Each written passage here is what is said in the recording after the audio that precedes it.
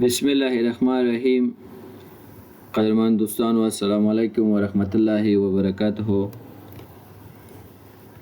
زمونږ د نن ورځې درس په کویک بوک پروګرام کې په کمپنی مینو کې ask accountant about transaction باندې ده. ګوري کله چې مونږ راځو یو انوایس یو مشتری د پاره جوړو، فرض کړه دغه زمونږ کسټمر ده د بصیر په نوم او د دې لپاره زه یو انوایس جوړوم یا یو ترانزیکشن ریکارډ کوم، خو په دغه کې چې دا ورته کینسل کو بیلیبل ټایم وي دا کس لري هغه نه به تیر شو. فرض کړه زه دغه کس لپاره یو انوایس جوړوم چې دغه زمونږ څخه ډیسکټاپ کمپیوټر اخیسته دا انهن نم لرو، خو زه خیر دا به ورته انتخاب کو. په دې انوایس کې یا فرض کړه په دغه ترانزیکشن باندې زه نه پوهېږم یا ماته په کوم ځای کې ستونزه ده، نو د دې دپاره زه راځم کمپنی مینو ته ask my accountant about transaction یا about invoice پوښتنه ترېنه کولی شم. دا مخکې کار نه کولی، اوس کار کوي، خو دا آنلاین کیږي. چې کله په دې کلیک وکړم آنلاین کولی شم چې د خپل اکاونټنټ نه پوښتنه وکړم چې دغه ځای کې زما مشکل ده، ورسره خبرې وکړم، خپل موضوع حل کړم. نو د دې همدغه عمره کار ده. دا به بیرته زه نو کوم او بیا به راشم هوم پیج ته او بیرته به راشم کمپنی مینو ته. ګورې اوس بیرته موږ سره اف شو. د کم ترانزیکشنونو په اړه کوم ځایونو کې چې موږ کویک بوک کې یو ریکارډ کوو ستونزه لرو او د دې اپشن د لارې موږ خپل اکاونټنټ سره خبرې کړې اوسي، نو هغه ویو کنورسیشن لیست هغه ټول لیست به دلته موږ سره راشي. اوس چون دغه چې نشته دا موږ ته خالی راځي، نو دا به کینسل کو او کې وکم. یو ډیر مهم کار په کویک بوک کې پلانینګ اینڈ بجټینګ ده چې موږ تاسو د خپل بزنس لپاره پلانینګ کوو او بودیجه جوړو. دا بودیجه د هغه دولتي بودیجه سره فرق لري، ځکه دولتي بودیجه هغه ډیر یو لوی بحث ده. دلته فقط موږ تاسو دومره کولای شو چې خپل بزنس او کاروبار لپاره د انکم او ایکسپنس یو بودیجه جوړ کو چې په راتلونکي کال کې به موږ څومره انکم وکړو څومره ایکسپنس به لرو، نو د کې بودیجه موږ جوړولای شو. ګورې زه راځم سیټ اپ بجټ ته.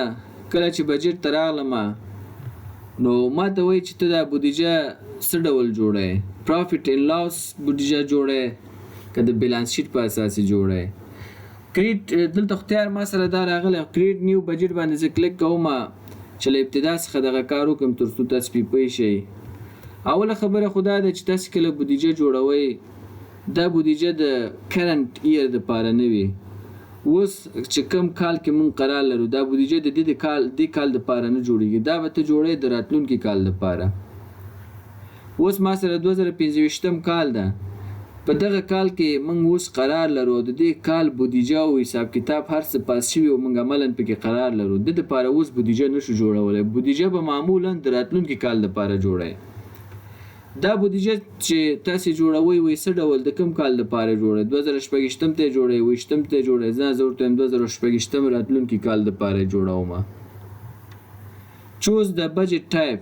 دغه بودیجه چې ته جوړه پرافټ اینډ لاس په اساس جوړه که د بیلانس شیټ په اساس جوړه، معمولا پرافټ اینډ لاس په اساس جوړیږي او دا ورته نیکسټ کوم. چې کله مې نیکسټ کوي دغه بودیجه چې تاسو جوړوي د کسټمر جاب په اساس جوړوي، کوم کسټمر دی د هغې دپاره دا بودیجه جوړی، د هغې جاب دپاره کلاس دپاره جوړی چې کوم ډیپارټمنټ څومره انکم څومره مصرف لري. زه ورته دا اپشن انتخابوم، نو ایډیشنل کرایټیریا او نیکسټ کوم. چې کله مې نیکسټ که نورې فینش کوم. ګورې چې فینش مې که ما ته زما د چارټ اف اکاونټ څخه فقط د انکم او ایکسپنس اکاونټونه ټول راته راواخیستل. بودیجه چې جوړیږي معمولا د انکم او ایکسپنس دپاره جوړیږي چې موږ به څومره انکم لرو او څومره ایکسپنس به لرو په راتلونکي کال کې، یعنې 2026 کال کې. ګورې دلته موږ ته میاشتې لیکلي، جنوري، فبروري، مارچ، اپریل، مای، جون، جولای، 12 میاشتې مکمل ډسمبره پورې موږ ته لیکلي د 2026 کال. موږ چې څومره انکم لرو په دغه مختلفو میاشتو کې د هغې ټول ټوټل دلته انول ټوټل دلته به لیکل کېږي موږ ته. ګورې زه راځم ورته وایم چې کنسلټینګ انکم په 2026 کال کې فرض کړه موږ 50,000 افغانۍ لرو. موږ خپل تحلیل کوو به دا ورته لیکو چې کله دا ولیکم ګوري دلته انوال ټوټل موږ سره 50,000 ولیکل شو. همدغه کنسلټینګ انکم په فبرवरी میاشت کې موږ څومره لرو. زه ورته وایم په 2026 کال فبرवरी میاشت کې موږ ممکن 80,000 افغانۍ انکم ولرو د کنسلټینګ له ادرسه چې دا کلیک کوم ګوري دا دواړه سره خپل جمع کیږي او دلته لیکل کیږي. همدا ډول مارچ کې به تاسو 100 روپۍ فرض کا کنسلټینګ انکم لري. زه ورته وایم مارچ کې موږ 40,000 انکم لرو او لدی وروسته دلته درېږم نور په ټولو میاشتو کې زه ورته وایم 40,000 انکم لرم. کاپی اکراس کوم ټول د نور خپل لیکل کیږي. به دا ټول سره مکمل جمع کیږي انوال دلته لیکل کیږي چې ټول کال کې به کنسلټینګ انکم له ادرسه دومره انکم به لري. خادا دې په دې اوس راځم ډیسکاونټ الاود. ډیسکاونټ الاود خو منګو تاسو ته په ایکسپنس کې راځي وې دا راته مشخص کړئ. زور دوایم چې 60,000 افغانۍ فرض کا ډیسکاونټ الاود په هر میاشت کې موږ ورکو او دا کاپی اکراس کوم ټول میاشتو کې یو شان ده 2,40,000 ادا کیږي کال کې. بل موږ سره ډیسکاونټ ریسیو ده د میاشتې څومره ډیسکاونټ به تر ریسیو کې ورته وایم چې 15,000 یا 10,000 به ورته ولیکو 10,000 افغانۍ او دا هم کاپی اکراس کوم هر میاشت کې زمونږ هم دغه ډیسکاونټ ریسیو انکم ده ځکه ډیسکاونټ ریسیو خو پیسې موږ ته راځي زمونږ انکم جوړیږي. هینډلینګ انکم تاسو لري او کنه دا ورته صفر एकदम ورته د دې په نوم باندې کوم انکم موږ په راتلونکي کال کې نه لرو. نو دا کاپی اکراس کوم ګوري ټول ته صفر لیکل کېږي انوالي هم صفر راغی. لیپټاپ اکاونټ د ټریننګ لکه سیلز د دراسه دلته لیکل شوی دی خو زه هغه بیخي نه لیکم دا هم ورته صفر एकदम او کاپی اکراس کوم. آنلاین ټریننګز دی آنلاین ټریننګ له دراسه هم زه وایم چې د میاشتې 50,000 موږ عاید کوو او دا کاپی اکراس کوم. همدا ډول ادر چارجز دا ورته ادر چارجز هم دا به ورته 10,000 ولیکو چې لیټ پیمنٹ دا فاینانس چارجز او دا مسائل. ریپیر ان مینټیننس نه هم موږ فرض کړو 60,000 افغانۍ یا 10,000 افغانۍ موږ عاید لرو او کاپی اکراس کوم. سیلز ته ګوري سیلز به تاسو څومره سیلز پر راتلونکي کال کوي. زه ورته 200,000 افغانۍ 200,000 به بیخي زیات راشي 1,00,000 افغانۍ به ورته ولیکو او دا به کاپی اکراس کو 12 میاشتې 12,00,000 افغانۍ. سیلز هارډویر دا به ورته فرض کا هارډویر چې موږ سیل کو 60,000 افغانۍ به ورته دا ولیکو او دا به هم کاپی اکراس کو هر میاشت کې هم دا عمر عاید ده. سیل سافټویر دا به هم ورته 60,000 افغانۍ ولیکو او دا به هم کاپی اکراس کوته. بل مثلا موږ سره سیل سپورټ ان مینټیننس ده د دې لپاره به موږ زدا به صفر کو چې حساب ډیر پورته لاړ نشي دا به کاپی اکراس کو. همدا ډول سیلز انکم دا به هم صفر کو ځکه ته پاس موږ انفرادي لیکل دا به صفر کوم. همدا ډول سرویس انکم فرض کو 50,000 افغانۍ به سرویس انکم نه موږ ترازي دا به هم کاپی اکراس کوم. شیپینګ ان ډیلیوری انکم دا ورته صفر एकदम یعنی زیرو ویلیو به دا. شیپینګ انکم دا به هم ورته زیرو ویلیو کما. همدا ډول ان کټګورایزډ ایکسپنس انکم دی موږ سره دا به هم ورته 60,000 افغانۍ ولیکو او کاپی اکراس به کو. همدا ډول ویکل رنت انکم 60,000 افغانۍ په میاشت کې دا ورته ولیکو. کاست اف ګولډ سولډ دی دا به ورته 11,000 افغانۍ ولیکو او کاپی اکراس به کو. همدا ډول دا به هم ورته صفر کو زیرو. مرچنټ اکاونټ فی دا به هم ورته زیرو کو کاپی اکراس به کو. موږ سره دا اکاونټونه ډیر زیات دي پر صورت راځو دا هم ورته لیکو. پرچیز هارډویر فور سیلز ګوري دا اوس موږ سره د ایکسپنس مسلې راغلي. purchases hardware for sale چې د فرض کمن 40,000 افغانۍ د میاشتې دغه پرچیزینګ کو دا به کاپی کوم ټولو ته purchase software for sale یو 10,000 افغانۍ به دا ولیکم. معمولا تاسو کوشش دا وکړئ چې انکم ستاسو زیات وي ایکسپنس کم اوسیږي ځکه بودیجه وایي هم دې ته چې ته باید ګټه وکړې نه دا چې تاوان. اکاونټ پیبل دی فرض کړه دا به ورته موږ سپیر کو او اډورټایزینګ ان پروموشن ایکسپنس وی لري ورته د میاشتې 10,000 روپۍ دا به ورته ولیکو چې ایکسپنس کې مې ورته راشي. همدا ډول بل کوم ایکسپنس لرم اټوموبایل ایکسپنس د میاشتې فرض کړه 10,000 به دا ورته ولیکو.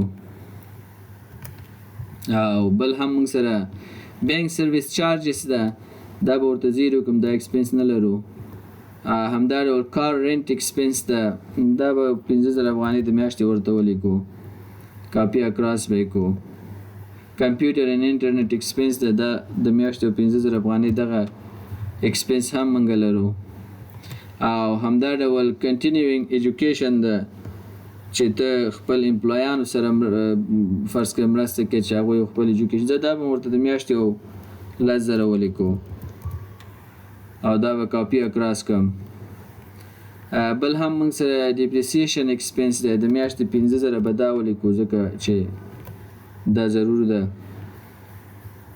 همدا ډول لاندې راځمه بل هم موږ سره ډیوس ان سبسکرپشن ده دا به ورته زیرو کمه. انشورنس ایکسپنس ده موږ سره دا به ورته 15,000 کو. او همدا ډول انټرنیټ انټرست ایکسپنس ده سود ایکسپنس دا زیرو کوو ځکه په دې شي کې موږ ناستو سود. میلز اینډ انټرټینمنټ دی دا به هم د میاشتې ورته یو 15,000 افغانۍ ولیکو. او همدا ډول آفیس سپلایز د میاشتې یو 15,000 افغانۍ موږ سره هره میاشت کې ایکسپنس ده. پیرول ایکسپنس ده دا ثابت ده نو دا به ورته ولیکو چې 60,000 افغانۍ ایکسپنس ده د میاشتې موږ سره. همدا ډول بل ایکسپنس موږ سره پروفیشنل فیز ده دا به هم د میاشتې 3,000 ورته ولیکو او دا به کاپی اکراس کو. بل رنټ ایکسپنس ده دا هم د میاشتې 15,000 افغانۍ ورته لیکو کاپی اکراس کوو. ټلیفون ایکسپنس ده ګورې د ټلیفون ایکسپنس کې دغلته اجس رو اماونټس ده زه ورته وایم چې په راتلونکي په جنوري میاشت کې 2024 کال کې په اوله میاشت کې زه 15,000 افغانۍ ایکسپنس لرم د چی شي د ټلیفون ایکسپنس. اجس رو اماونټس خو په فبروري او مارچ هغه کې به زما دغه مصرف کمیږي زه ورته وایم چې دا مصرف ډیکریز کا selected currently selected month انتخابوم ورته دا و انکریز کې ډیکریز کې نه زه ورته ډیکریز کا 100% ډیکریز کا لکه اوله میاشت کې 15,000 زمنګ مصرف د دین وروسته چې د هر میاشت کې 0% زمنګ مصرف کمیږي د ټلیفون ایکسپنس. دا انیبل کمپاونډینګ ورته انتخابو ګوري هم دغه رقم موږ سره اضافه شو د 15,000 څخه 2,000 دلته 200 دلته منفي کیږي 400 دلته منفي کیږي. او همدا ډول خودل ته موږ یو اشتباه وکړ باید موږ په جنوري کې ولاړ وای نو دا به زه بیرته څنګه کما دا به زه مکمل کلین پاک به کوم است کلیر به کوم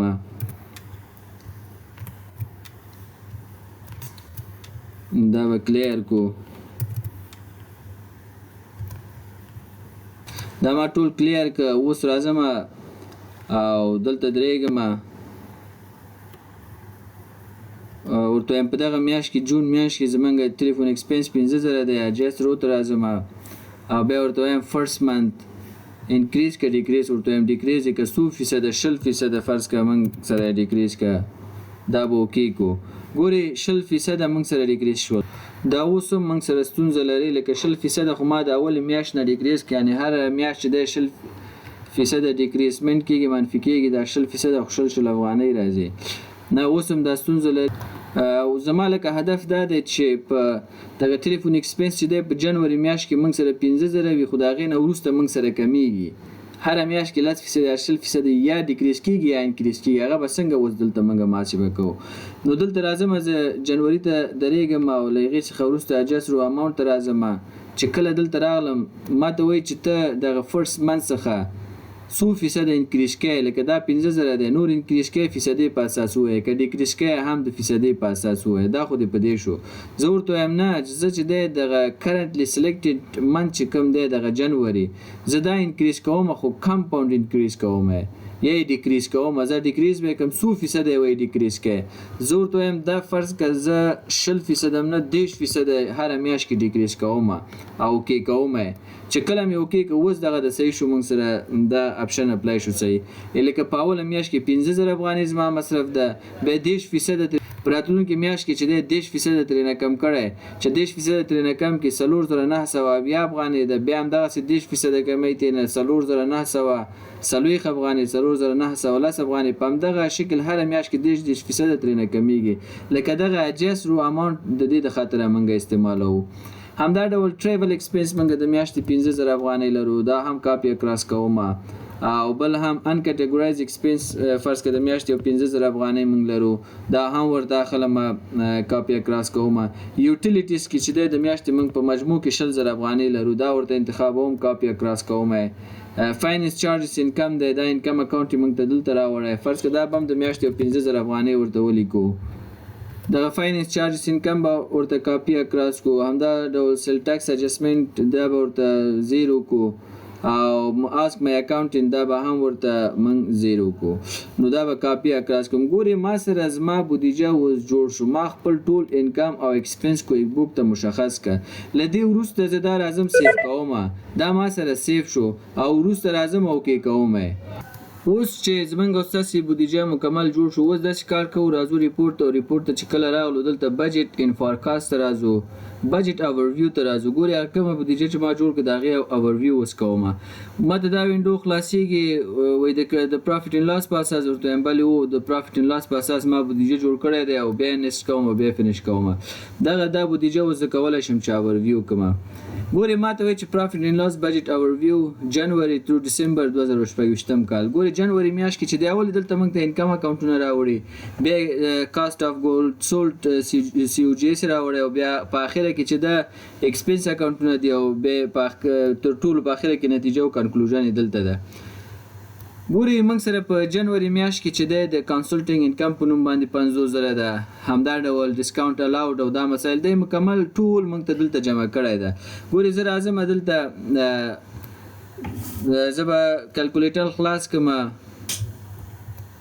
چې کله مې کلکولیټر خلاص کړ لکه په جنوري میاشت کې زما دغومره انکم دی په جنوري میاشت کې مجموعاً انکم زما ټوټل انکم چې دی 4,20,000 افغانۍ ده او همدا ډول په فبروري میاشت کې چې دغه کم انکمس موږ لرو نو هغه ټول جمع کړی 4,10,000 ده مارچ میاشت کې 2025 کال کې 4,10,000 ده اپریل کې موږ سره 4,10,000 ده او همدا ډول لکه د هرې میاشتې مکمل موږ ته څنګه دلته جمع کړی ده لکه ټوټل چې دی موږ سره 4,950,000 افغانۍ زموږ انکم ده 4,950,000 افغانۍ ټوټل انکم دی زموږ سره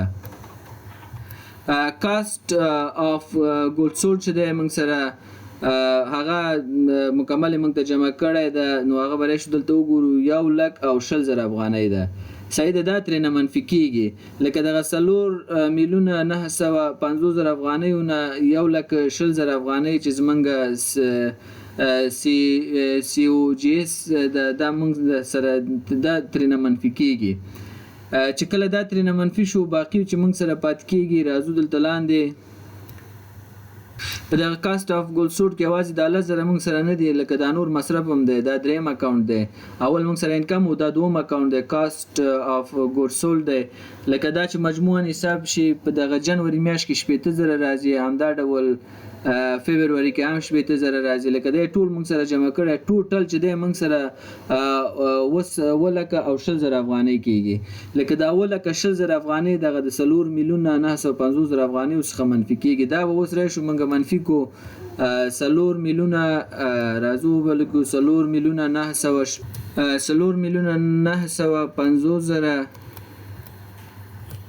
منفي 1,20,000 زموږ سره کاست اف ګولډ سولډ نه سود دا موږ سره دلته 1,20,000 ده منفي 1,20,000 مې ترېنه منفي کوو مساوي 4 میلیونه او 230 زره افغانۍ باید موږ سره پاتې شي. ګورې دلته موږ سره 4 میلیونه 230 زره افغانۍ دي، یعنی دغه ټوټل انکم چې موږ سره کومو د کاست اف ګود سولډ ترې منفي کوو، موږ سره دومره نیټ انکم پاتې کېږي. ګورې دلته ګراس پرافیټ موږ سره دومره پاتې کېږي، ګراس پرافیټ.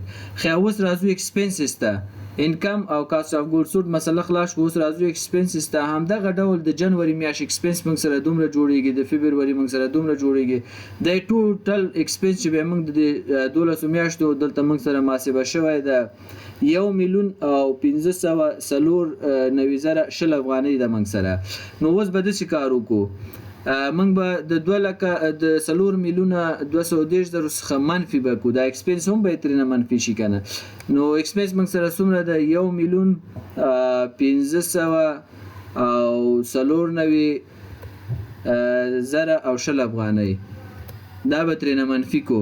لکه د ټوټل انکم څخه موږ کاست اف ګود سولډ هم منفي که او په ضمن کې دغه ټوټل ایکسپنس هم ترېنه منفي کو. موږ سره څومره پاتې کېږي؟ 2,615,980. دلته راځو ګورو چې همدومره پاتې او که نه. ګورې همدغومره پاتې 2,615,980 افغانۍ ګورې دلته موږ سره پاتې ده.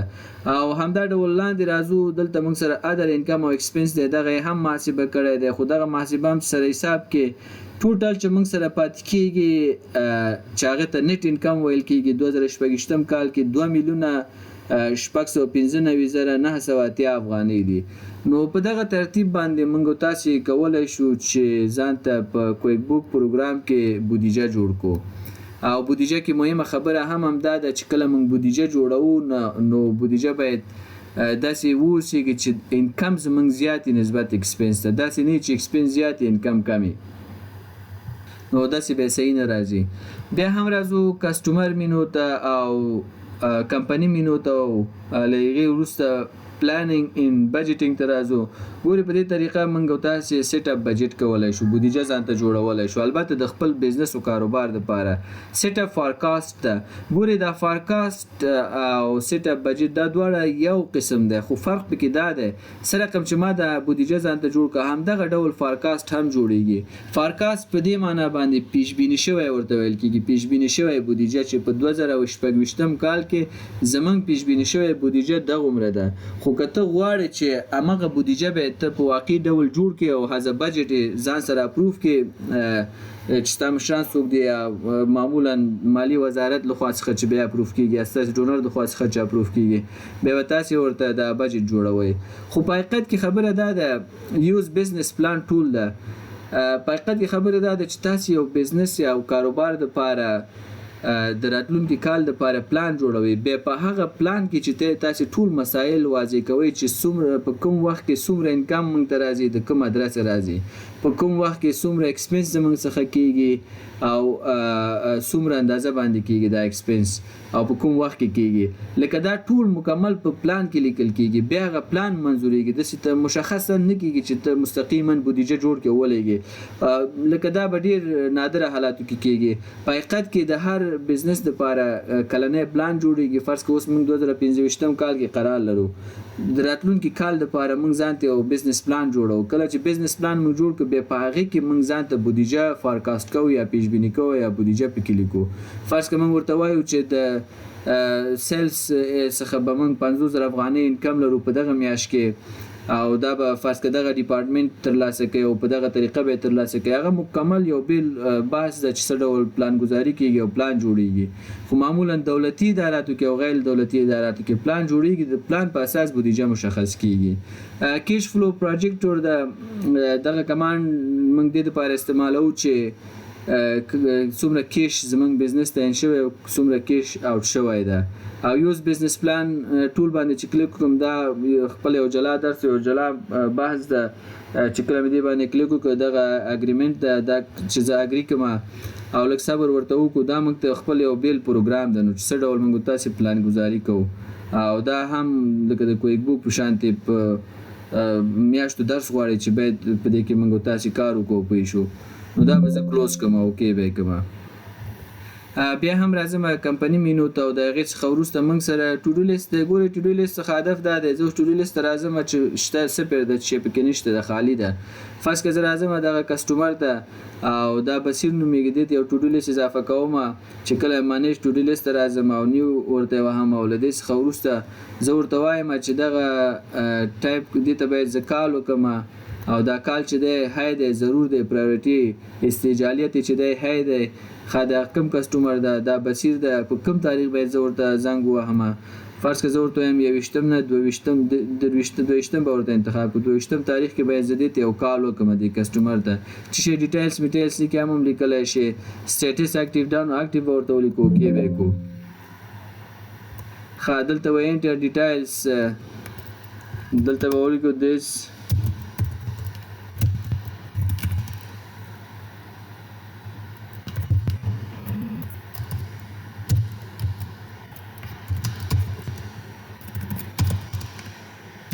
فرض که ډیټیل کې مې ولیکي چې دا کال به د انوایس نمبر 90 په اړه وي اوکې به یې کړم. پورې چې اوکې مې کې دې ته یو ټو ډو ما اضافه کړه. همدغه ډولار یو کسټمر ته چې کله ضرورت یو ټو ډو زه اضافه کوم چې دا فرض که دې سره کال وکړم ایمیل ورته وکړم یا نور مسایل.